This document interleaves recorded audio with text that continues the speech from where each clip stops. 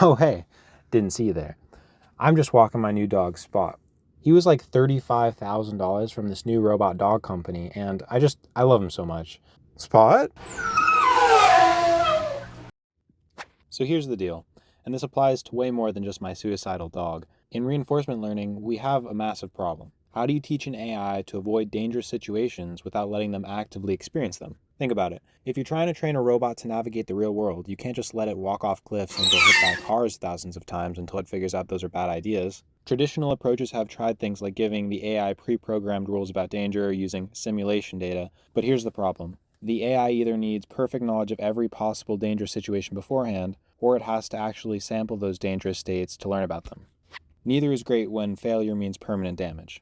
This paper introduces a concept called Fear Intrinsic Conditioning, and it was released very recently on June 5th, basically teaching AIs to be afraid of dangerous situations through a form of social learning, kind of like how young animals learn to fear predators by watching their parents' reactions rather than getting eaten themselves. The key insight comes from biology. In nature, young animals don't learn about danger by repeatedly getting attacked.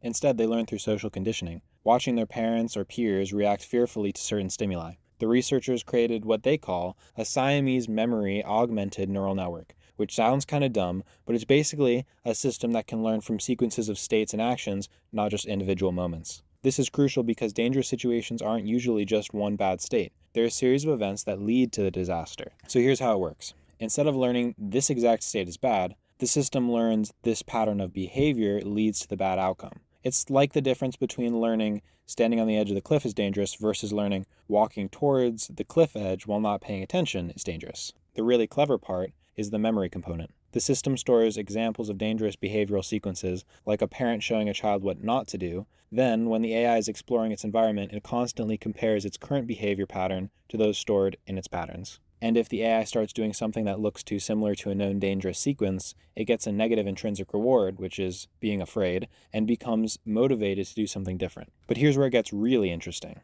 The researchers found that you can adjust the sensitivity of this fear response. Setting it too low, and the AI becomes paralyzed, afraid of everything that even remotely resembles danger, but set it too high and it becomes reckless, only avoiding the most obvious threats. This perfectly mirrors what we see in humans that have anxiety disorders. People with generalized anxiety disorder often over-encode threatening features in their environment. They see danger everywhere, even in safe situations. The researchers found that they could reproduce this behavior by lowering their fear threshold in the AI. And on the flip side, setting the threshold too high creates an AI that's basically fearless. It only avoids danger when it's absolutely certain something is dangerous, which means it might miss out on the subtle threats. The sweet spot is somewhere in the middle. An AI that's appropriately cautious without being paralyzed by fear, just like healthy humans who can assess risks accurately without being overwhelmed by anxiety. They tested this in a fake world they made called Mini Sidewalk, where an AI learned to navigate and avoid traffic. Without fear conditioning, the AI couldn't solve the navigation task at all because it had no way to understand certain areas were dangerous before it was too late. With fear conditioning,